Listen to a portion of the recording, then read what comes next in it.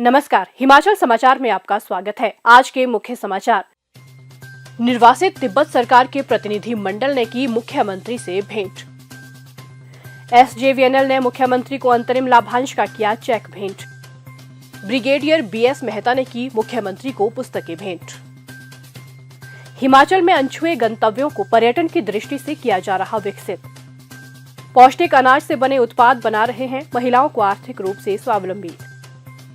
मोटे अनाज और तुलसी के उत्पाद बनाकर आत्मनिर्भर बनी लक्ष्मी, परवीन और आशा देवी। और अब समाचार विस्तार से। निर्वासित तिब्बत सरकार के प्रतिनिधि मंडल ने प्रधानमंत्री श्री पेम्पा तसेरिंग के नेतृत्व में आज हिमाचल प्रदेश सचिवालय में मुख्यमंत्री ठाकुर सुखविंदर सिंह सुक्खू से भेंट की। प्रतिनिधि मंडल ने मुख्यमंत्री को बताया कि धर्मगुरु परम पावन दलाई लामा के 90वें जन्म दिवस के अवसर पर वैश्विक समारोह इस वर्ष जुलाई माह में शुरू होगा। ये समारोह 1 वर्ष तक चलेगा। उन्होंने मुख्यमंत्री को इस पावन अवसर पर शामिल होने का निमंत्रण दिया। प्रतिनिधि मंडल ने मुख्यमंत्री के साथ तिब्बत समुदाय से संबंधित विभिन्न मुद्दों पर चर्चा की। सतलुज जल विद्युत निगम लिमिटेड के निदेशक कार्मिक श्री अजय कुमार शर्मा और कंसल्टेंट डॉक्टर एमपी सूद ने बुधवार को शिमला में मुख्यमंत्री ठाकुर सुखविंदर सिंह सुक्खू को वित्त वर्ष 2024-25 के लिए अंतरिम लाभांश के रूप में 121 करोड़ 33 लाख रुपए का चेक भेंट किया। हिमाचल प्रदेश का सतलुज जल विद्युत निगम लिमिटेड में 26.85% शेयर है। मुख्यमंत्री ठाकुर सुखविंदर सिंह सुक्खू को 1971 के वार वेटरन ब्रिगेडियर बीएस मेहता ने शिमला में बुधवार को उनके द्वारा लिखित 2 पुस्तकें द बर्निंग सेफीज और ग्रिट टू ग्लोरी भेंट की। मुख्यमंत्री ने लेखक के उत्कृष्ट लेखन की सराहना करते हुए कहा कि ये पुस्तकें युवाओं के लिए प्रेरणादायक साबित होंगी।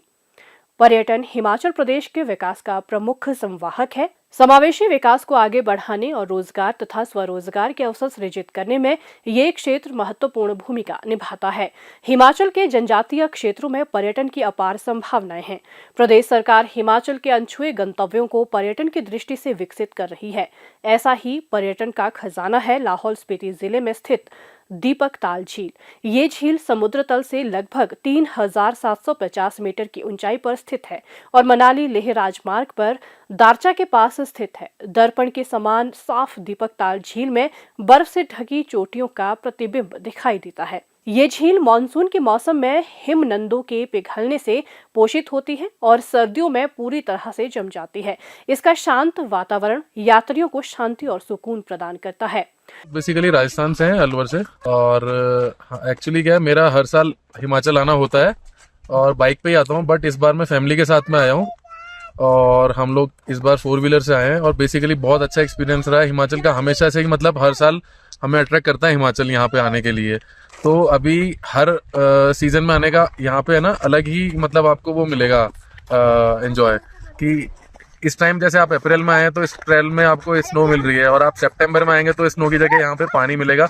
बट जो नज़ारे हैं हमेशा बेहतरीन रहे हैं और हमेशा अट्रैक्ट करता है ये दीपक ताल है ना। एक्चुअली जब मैं स्टार्ट कर रहा था ना तो हिमाचल में कहीं और जाने का हमारा प्लान था, बट जब मैंने गूगल पे इसके वीडियोस देखे तब मुझे लगा कि दीपक ताल मुझे करना चाहिए। और इस टाइम जो व्यू है इसका मतलब तो देखोगे ना, पूरा जो लेक है ये फ्रोजन है, तो बहुत बढ़िया नज़ारे हैं और फैमिली भी बड़ी हैप्पी है यहाँ पे आके। प्रदेश सरकार जनजातीय क्षेत्रों में पर्यटन विकास को प्राथमिकता प्रदान कर रही है। इस दिशा में जिला किन्नौर के कल्पा में पर्यटन संस्कृति केंद्र के निर्माण के लिए 1 करोड़ 50 लाख रुपए का प्रावधान किया गया है। जनजातीय क्षेत्रों को वर्ष भर हवाई परिवहन से जोड़ने के लिए जनजातीय क्षेत्रों में नए हेलीपोर्ट का निर्माण किया जा रहा है। जिला किन्नौर के शारबो में हेलीपोर्ट का निर्माण किया जाएगा। प्रदेश सरकार की मुख्यमंत्री स्टार्टअप योजना के अंतर्गत जनजातीय क्षेत्रों में हिमाचली युवाओं को होम स्टे और होटल बनाने के लिए ऋण पर 5% ब्याज अनुदान दिया जाएगा। प्रदेश के काजा, रक्षम और छितकुल को चैलेंज बेस्ड डेस्टिनेशन के रूप में विकसित किया जाएगा। मुख्यमंत्री ठाकुर सुखविंदर सिंह सुक्खू के प्रयासों से हिमाचल प्रदेश में पर्यटन क्षेत्र का विकास हो रहा है और प्रदेश में पर्यटकों की आमद में वृद्धि हो रही है। प्रदेश सरकार पौष्टिकता से भरपूर मोटे अनाज की खेती और उनसे बने उत्पादों को बढ़ावा प्रदान कर रही है। पिछले कुछ समय से मोटे अनाज के प्रति लोगों में जागरूकता बढ़ी है। पौष्टिकता व अन्य गुणों के कारण लोगों का रुझान मोटे अनाज व इनसे बने उत्पादों की ओर बढ़ा है। जिला कांगड़ा के धर्मशाला की लक्ष्मी देवी और बैजनाथ की परवीन कुमारी ने मोटे अनाज की खेती और उसके उत्पादों से समाज की सेहत के साथ अपने परिवार की आर्थिक सेहत में भी खासा सुधार किया है। पद्दर की आशा देवी ने तुलसी के उत्पादों से लोगों को आरोग्य का मंत्र देने के साथ स्वयं आत्मनिर्भरता की सिद्धि प्राप्त की है। लक्ष्मी देवी किसान परिवार से संबंध रखती हैं और उनके परिवार की आजीविका का मुख्य स्रोत कृषि है। परिवार के लिए कुछ कर गुजरने की चाह को पूरा करने के लिए वे आकांक्षा स्वयं सहायता समूह से जुड़ी। उन्होंने राष्ट्रीय ग्रामीण आजीविका मिशन के अंतर्गत अपने स्वयं सहायता समूह के सहयोग से व्यावसायिक कौशल प्राप्त किया और रागी व सूजी के मोमोज बनाने का प्रशिक्षण लिया। रागी और सूजी के मोमोज से न केवल उनको अच्छा बाजार मिला, बल्कि लोगों ने भी इसे बेहतर विकल्प के तौर पर अपनाया।